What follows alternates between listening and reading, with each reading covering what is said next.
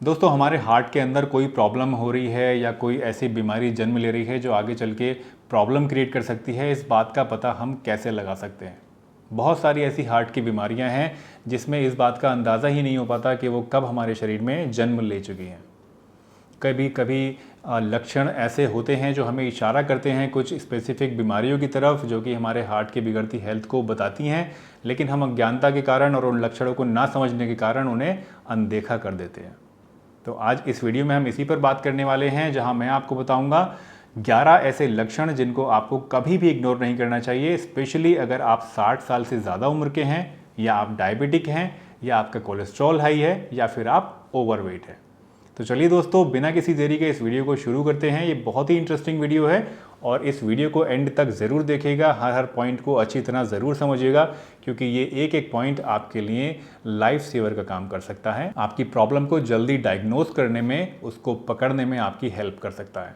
तो चलिए दोस्तों, बिना किसी देरी के वीडियो शुरू करते हैं। मेरा नाम डॉक्टर सलीम है और आप देख रहे हैं आपका अपना यूट्यूब चैनल हेल्दी हमेशा।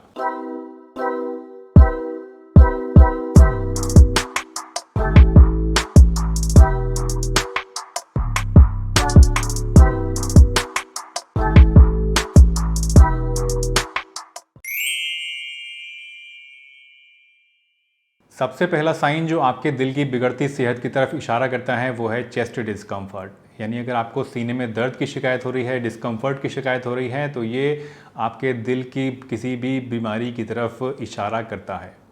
ये जो दिल का दर्द होता है, अगर आपके दिल के कारण से चेस्ट में कोई भी दर्द हो रहा है, तो वो अक्सर एक स्क्वीजिंग पेन की शक्ल में, या फिर प्रेशर की शक्ल में, या सीने में वज़न की शक्ल में आपको महसूस होता है। लेकिन अगर आपका जो सीने का दर्द है वो पिन पॉइंटेड है, किसी एक स्पेसिफिक जगह पर हो रहा है और टच करने से या हाथ पैर चलाने से वो दर्द बढ़ रहा है, तो ये आपके चेस्ट में कार्डियक प्रॉब्लम की वजह से नहीं, किसी और प्रॉब्लम की वजह से हो रहा है। ऐसा भी हो सकता है। बट कोई भी रीज़न हो, आपके सीने में अगर कोई भी दर्द हो रहा है, चाहे वो आपको लग रहा है कि कार्डियक कॉज से है, चाहे आपको लग रहा है कि नॉन कार्डियक कॉज से है, उसको आपको एग्जामिनेशन ज़रूर कराना चाहिए, डॉक्टर से चेकअप ज़रूर कराना चाहिए। क्योंकि बहुत सारे ऐसे केसेस हैं जिसमें जो क्लासिकल सिम्टम्स होते हैं हार्ट के, वो नहीं मिलते हैं। बहुत सारे वेक सिम्टम्स मिलते हैं। कई बार सीने में जलन की शिकायत होती है, कई बार कोई दर्द ही नहीं होता। तो इस तरह का भी हो सकता है कि आपको स्पेसिफिक क्लासिकल सिम्टम नहीं मिले चेस्ट में, बट हल्का फुल्का डिस्कम्फर्ट जस्ट आपको लग रहा हो और आप उसको निगलेक्ट कर रहे हो। तो किसी भी तरह का चेस्ट पेन अगर आपको सीने में हो रहा है, चाहे वो चलने फिरने से दर्द बढ़ता है, चाहे वो आराम के टाइम पे भी अचानक से आपके सीने में दर्द हो रहा है, और अगर स्पेसिफिकली ये दर्द आपका स्क्वीजिंग है, भारीपन की शक्ल में है, या डिफ्यूज़ पेन है, तो ये आपके लिए बहुत एक बड़ा लक्षण है, बहुत बड़ा अलार्मिंग साइन है। इसको तुरंत आपको चेकअप कराना चाहिए और देखना चाहिए कि कहीं आपके दिल में कोई गड़बड़ तो नहीं हो रही है। कुछ लोगों के अंदर देखा गया है कि हार्ट अटैक के टाइम पे जो क्लासिकल सिम्टम्स होते हैं वो आते ही नहीं हैं, बल्कि उसकी जगह पे उन्हें इंडाइजेशन, नोज़िया, वॉमिटिंग या हार्ट बर्न जैसी शिकायतें होती हैं। इस तरह के लक्षण आते हैं। तो ऐसे ही जो लक्षण होते हैं, वैसे तो ये और भी रीज़न से हो सकते हैं। मान लीजिए आपने कुछ उल्टा सीधा खा लिया, उसकी वजह से भी आपको इंडाइजेशन हो सकता है, नोज़िया, वॉमिटिंग हो सकती है। गैस्ट्रोएंटराइटिस में भी ये चीज़ें होती हैं।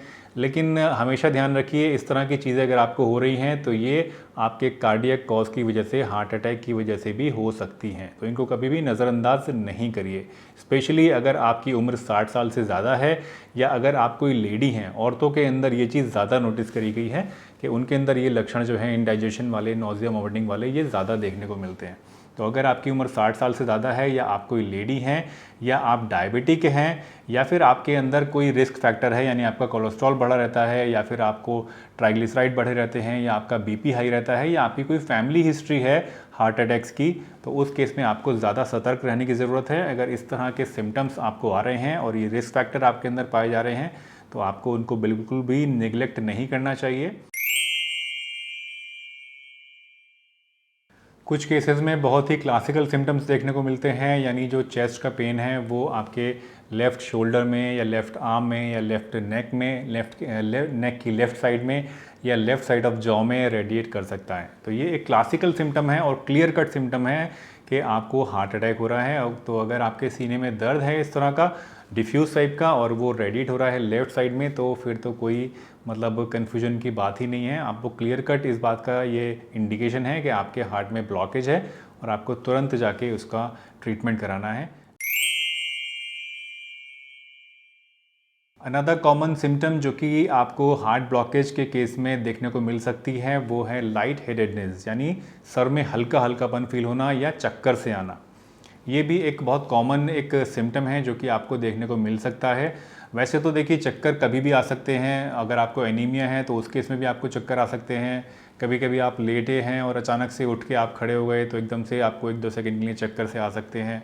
ये एक कॉमन सी चीज़ है। बट अगर आपको बिना किसी वजह के चक्कर आ रहे हैं, आपको चलने फिरने में लग रहा है अचानक से आप चल रहे थे, चलते चलते आपको एकदम चक्कर आना शुरू हो गए, या आप बैठे हैं, बैठे बैठे एकदम से आपको चक्कर आने शुरू हो गए, तो बिना किसी वजह के अगर आपको कोई चक्कर आ रहे हैं या सीने में सर में ऐसा लग रहा है कि हल्का हल्का सा जैसे मैं उड़ रहा हूँ, तो इस तरह का अगर आपको कोई लक्षण है तो ये एक सिम्टम है, एक हिंट है कि आपके हार्ट में कोई ब्लॉकेज है। उस केस में ऐसा होता है।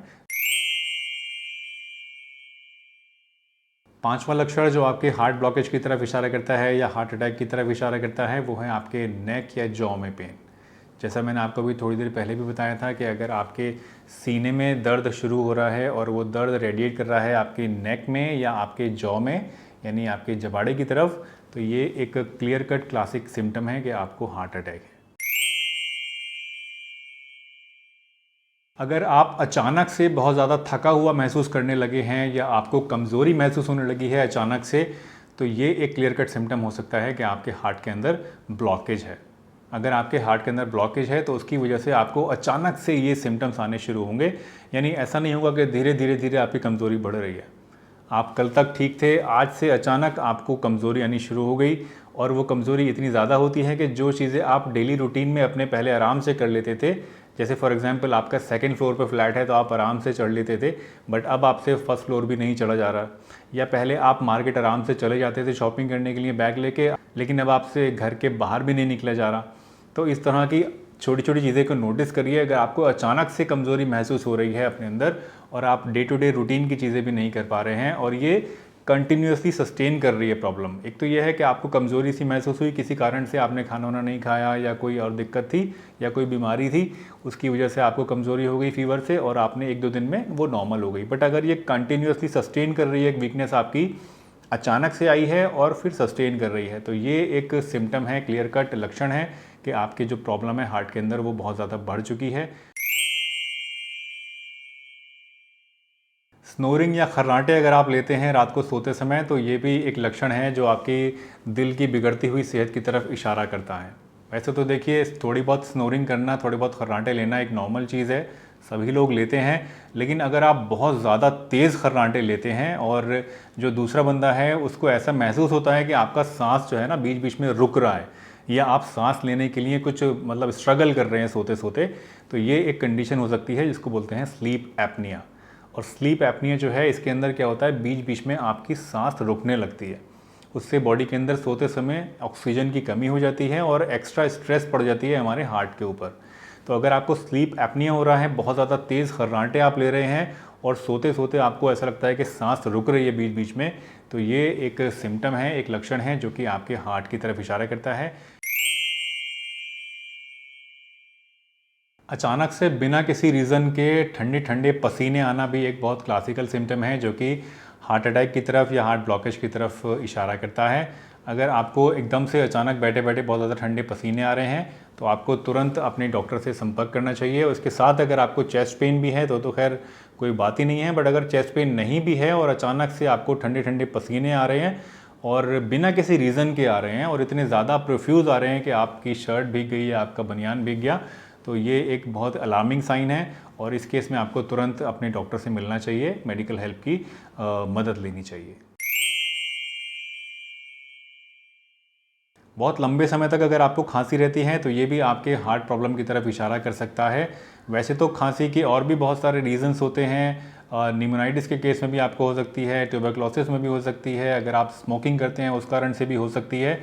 लेकिन अगर आपकी खांसी बहुत ज़्यादा लंबे समय से आपको चल रही है और आपका जो बलगम आ रहा है खांसी के साथ वो पिंक या रेड कलर का आ रहा है, तो ये एक बहुत ही कहना चाहिए फ़िक्र की बात है आपके लिए, क्योंकि ये हार्ट फेलियर की तरफ इशारा करता है। यानी आपका जो दिल है वो फेल हो रहा है, हार्ट फेलियर हो रहा है।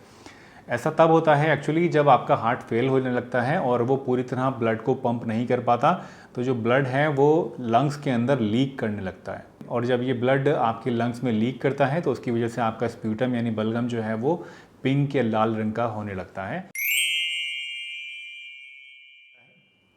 अगर आपके लेग्स में, फीट में और एंकल्स में स्वेलिंग आप महसूस कर रहे हैं, आपको लग रहा है कि मेरे जो पैर हैं वो सूजते जा रहे हैं, टखने सूजते जा रहे हैं धीरे धीरे, तो ये आपके हार्ट फेलियर होने की तरफ इशारा करता है। जब हार्ट फेलियर होता है तो हार्ट की पंपिंग पावर कम हो जाती है, जितनी ज़रूरत बॉडी को होती है उस हिसाब से हार्ट पंप नहीं कर पाता।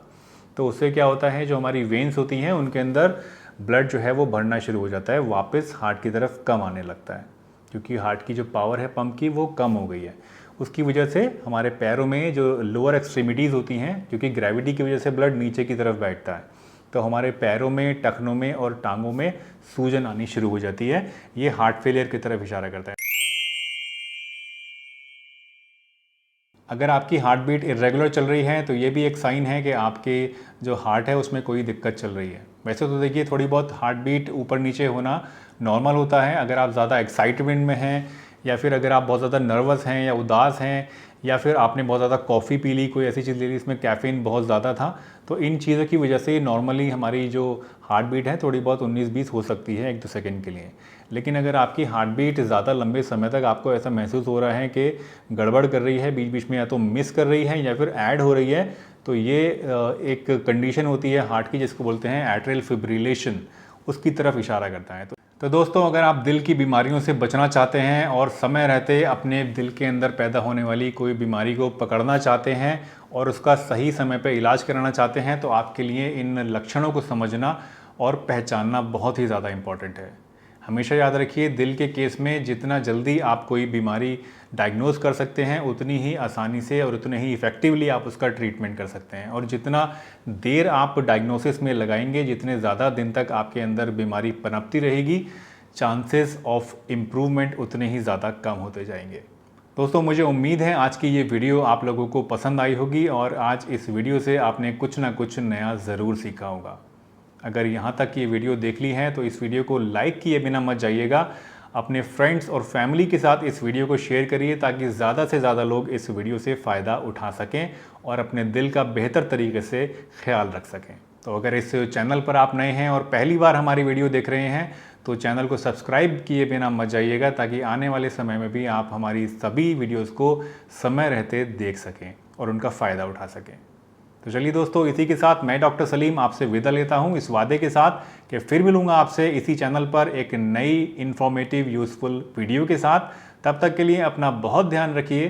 Tata, bye bye and stay healthy हमेशा।